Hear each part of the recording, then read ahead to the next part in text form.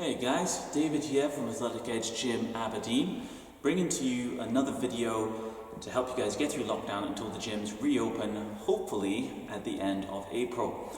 Now I haven't done an exercise workout video for a couple of weeks because unfortunately I hurt my back. And so as I'm just getting back into training, I thought this would be a great time for me to share with you a kind of like a how to manage your back and get back into training video. This will cover a few things from what to do during active pain and flare-ups, how to prepare through prehab and flexibility to prevent it occurring, and also some other interesting points that you may find useful as well moving forwards. So first of all, let's start at the beginning.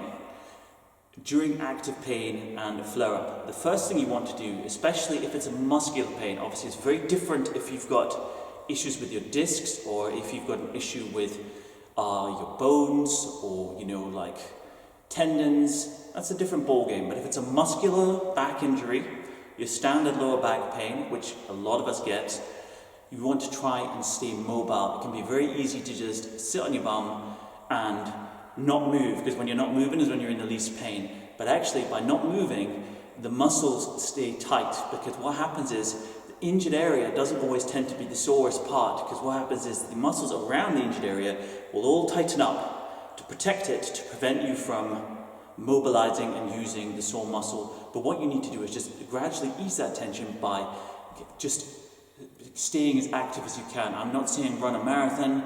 It would be things like walking, it would be gentle stretching, and maybe as time goes on, a light workout in the pool, or if obviously we don't have pools available at the moment, gentle exercise, whether it's on an exercise bike or a cross trainer or something like that. Just gentle stuff to start getting you going. And then it would be a case of just adding in more of the stretching.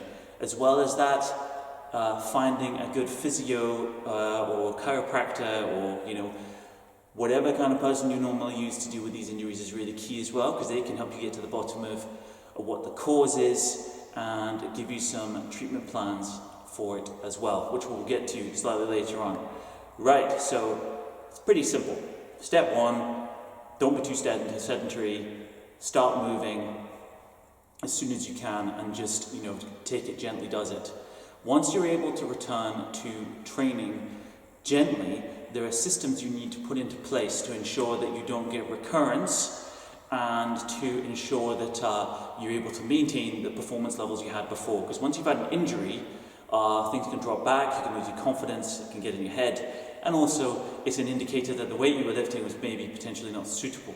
So the first thing is you need to have some sort of prehab and mobility routine built into your daily life. And I know this can be a pain in the bum. I'm not a big fan of having to do rehab exercises every day, and I have to be honest with you, I don't do them every day, but they can be very beneficial. And I mean, it's been shown that a lot of lower back injuries are a result of a lack of control of those muscles. The fancy term is a lack of neuromuscular control. So basically being able to, for your head to be able to tell the muscles that stabilize and support your core, that support your spine, to hold you in the right position when you're doing different things. So for example, when you're holding a plank, your back not dipping, that's from control, and that control is learned.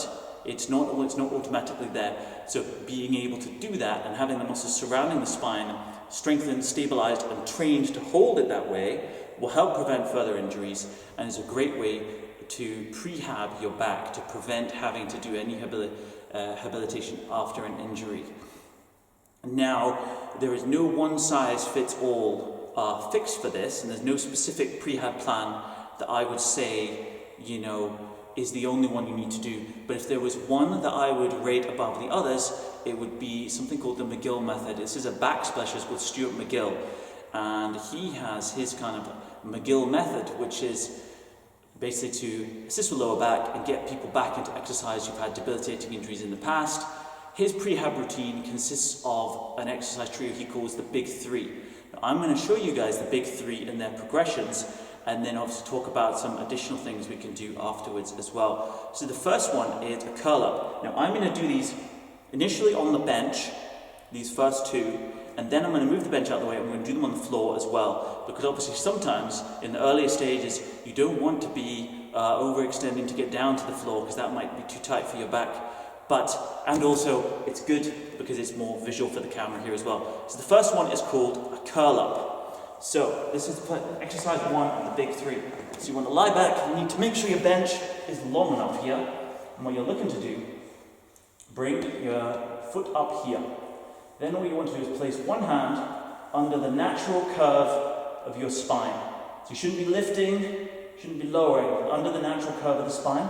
And put the other hand up next to your head. Now, what I want you to do is curl your head, chest and shoulder up as one unit, ensuring your core stays engaged throughout, and then smoothly come back down. Notice I'm not curling my chin, everything stays stable, and you'll find this engages a lot of those stabilizing muscles to help give you a good, strong, neutral core. Obviously, once you've done one side, you would then swap and do the other. Initially, you would start off doing 10 reps a side, and as time goes for about 2 to 3 sets, do that every day, and as time goes on, you could increase that either in repetitions or by adding a pause hold at the top of the repetition. Now, the second exercise we're going to look at is a bird dog. Now, people who've done yoga will be familiar with this. A bird dog is a pose, and again I'll show you this on the bench. There's different variations where you want to be kind of in quite a neutral position. So you want your hands to be under your shoulders and your knees to be under your hips. This is one of those ones that's easy to describe, but it's hard to do correctly, so forgive me if I don't do this quite perfectly now. And from this position, you want to make sure you have a neutral spine, because the tendency, as soon as you lift that leg, is to arch your back. We don't want the back to arch. There will be a natural small arch, but we want to then just control the core, brace the core, and then just smoothly lift the leg out behind. Now, initially, you might find anything above this, and the back arches, and you end up moving your chest and moving your shoulders. So you can only go as high as you can go initially. So having a mirror can be very useful for this one. When you get to the top, having that little pause at the top. A more advanced version for this, once you've mastered that, because that would be like 10 aside, maybe with a little 3-second pause at the top each time. 3 sets a day would be a good start point as well. For both legs, obviously I'll show you the other leg as well. Neutral core, hands under the shoulders, knees under the hips, and then just lifting out to the back. Now for me, I find it much easier on my left side than my right, and I can see just from the video here that I am arching a little bit. Control isn't perfect, but that's why we do these things. We work on them to get better at it and to improve the neuromuscular control to prevent the back arching. Because when I'm in a situation where I'm doing a lift, or when I'm doing a plank, or when I'm doing a deadlift, I don't want my back to be creating that arch because it's not strong enough. I want the spine to remain neutral because stabilizing muscles are controlling it to keep it in the correct position for the lift. The third exercise is one that needs floor space. So I'm going to quickly move this bench out of the way.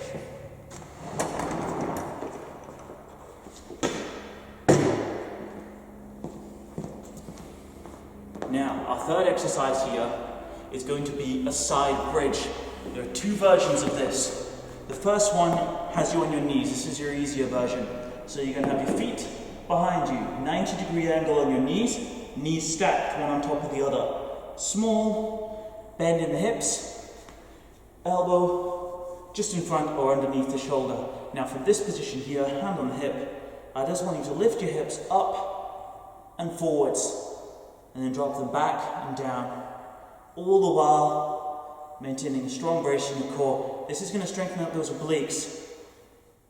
They are the stabilizers at the sides of your abdominal core, and they also support your spine. Now for a lot of people this will be too easy, and you'll find after you get used to these movements, and you've been doing them for a while, especially for people who've had a bad injury and they start getting stronger and stronger, you'll need a harder version. The harder version is to make a longer lever. And that longer lever is, instead of using your knees as the brace point, you stack your feet and you use your feet instead. And it looks a lot more like a side plank. Same, you've got a little bend in the hip here, everything's braced, a little under the shoulder, and lift up and forwards, drop down and back. Lift up and forwards, drop down and back. Now you do this on both sides. and maybe 8 to 10 reps, you'll know yourself in the early stages what's going to work and what isn't, and you kind of build it up as you go along. Keeping a diary and a log of how things went and how they feel can be quite useful as well. Now, just because we're here, I'm also going to show you the other exercises from the floor too. So we'll do it the other way around this time. For the curl up, one leg up, that hand goes under the natural curve of your back, hand at the head, and the head, chest and shoulder curl up as one, while maintaining that strong brace through your core. You'll feel this one, and you'll be surprised at how much you feel it as well, actually. It gives me a little judder at the top because everything's engaged, all those stabilizers are working. Anytime you feel a little wobble or a little tremble in the muscles, it's because your body's trying to find the most efficient way to stabilize you, and that means you're onto a good thing. Sometimes it can mean you're forcing a movement, but you'll know in this case it's a good feeling, it's a good brace, and it's going to be beneficial for you.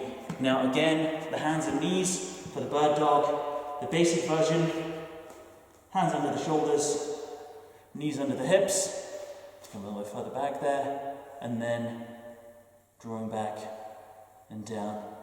Trying to have as little movement in the spine as possible. What you also want to prevent, I'll show you from the back, so I'll show you my butt, is you want to prevent a twist. You don't want any twists in the movement, you don't want it to kick outwards, and just like you don't want your hips to drop either, everything needs to stay neutral, flat. So what I would sometimes do with people is I would put a yoga block on the top of their hips, and if it tilts off during the reps, then you know that obviously you're not quite straight as you do it. And again, you can add in those arm extensions. It's a bit more difficult as you progress.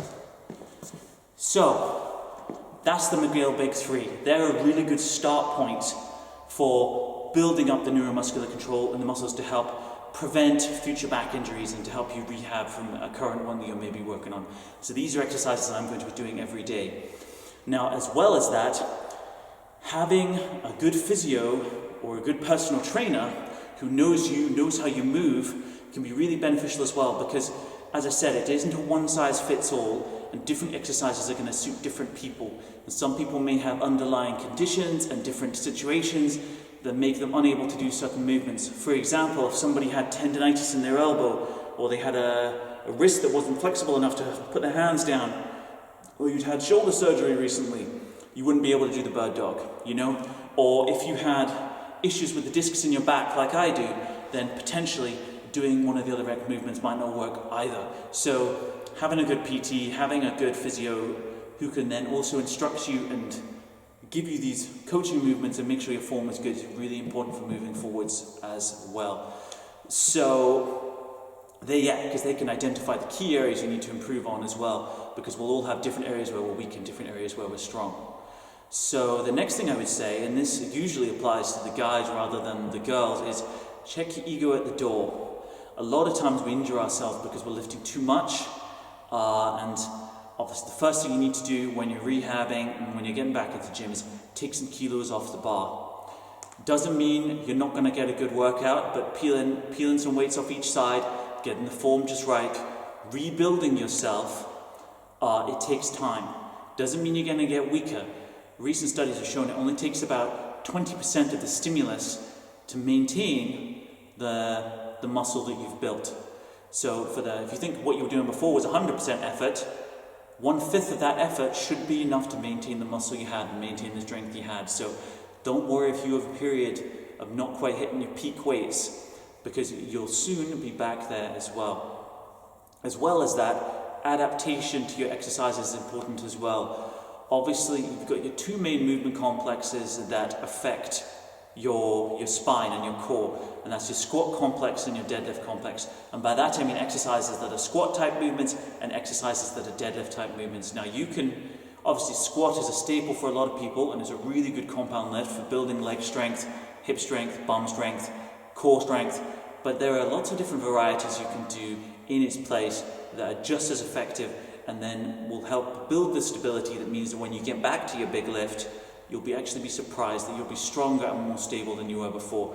These can include things like the leg press, belt squats, split squats for your squat complex movements, and for your deadlifts it can include things like trap bar deadlifts, which is like the hex bar that you stand inside, rack pulls, which is where you do a deadlift but you only do the top third of the movement, so it's really good for strengthening the back and the core, but you don't overextend to a point where it's going to cause any issues for your back, and things like hip thrusts from the floor as well. Again, go see your PT, go see the guy you're friendly with in the gym who works at your local gym. Ask them the question and they'll be able to assist you when the gyms reopen. Or in the meantime, you could contact us, either through Athletic Edge or through myself personally, and obviously I would be very happy to help everybody with any questions or requests they had for assistance in rebuilding themselves after an injury, because it's something we've all been through before. And now, other things to be aware of. You need to make sure that you adjust intensity in training during different life events. Now, that must sound strange at first, but you are much more likely to injure yourself when you have tension. So if you have a really stressful time at work, if you're not getting enough sleep, if you are like going through a situation, all these things are going to make you more tense. And I would say in those situations, be aware of yourself. Try and be aware of how you feel and adjust your training intensity accordingly. If I have had a very stressful day through work, I'm not going to try for a PB on my deadlift. It's when you're feeling relaxed, it's when you're feeling good, and it's when you're well rested too. Because if you haven't had a good sleep, again, this leads into the intensity during life event. If you're not sleeping well, you're not going to be training well either, because your body needs that recovery. And finally, food can have a really big impact on your recovery and also on your prevention of injury as well. You tend to find a lot of the issues you have after an injury are inflammation. Now, a lot of processed foods are full of crap, and you can probably hear this on all the different things and all the videos you watch. Processed foods, bad for you, whole foods, healthy foods, good for you, but it's the real deal. The anti-inflammatory qualities you get in whole foods, making sure you get your omega-3s, making sure you get lots of fruit and vegetables, good proteins in your food. This makes a big difference to both your recovery and reducing the inflammation, and also ensuring that these things don't occur moving forwards as well. And again, nutritional advice is something that we can help with. And you can even type into Google food types that assist with anti-inflammation or anti-inflammatory properties from foods, and it will bring up a whole list of foods. You get turmeric, like all these other things that can assist with inflammation as well, natural remedies as well as the medical ones you get from the doctor. Now, I think that's pretty much covered all the bases there, but if anybody has any additional questions, or if you have any specific issues that you think I haven't covered, or different exercises that you are unsure are the right ones for you, should I be doing this with my sore back, should I not, drop me a line either via the Athletic Edge page or through my Instagram or through my Facebook as well, just get in touch. And I hope you found the video informative and enjoyable. Take care, have a lovely day.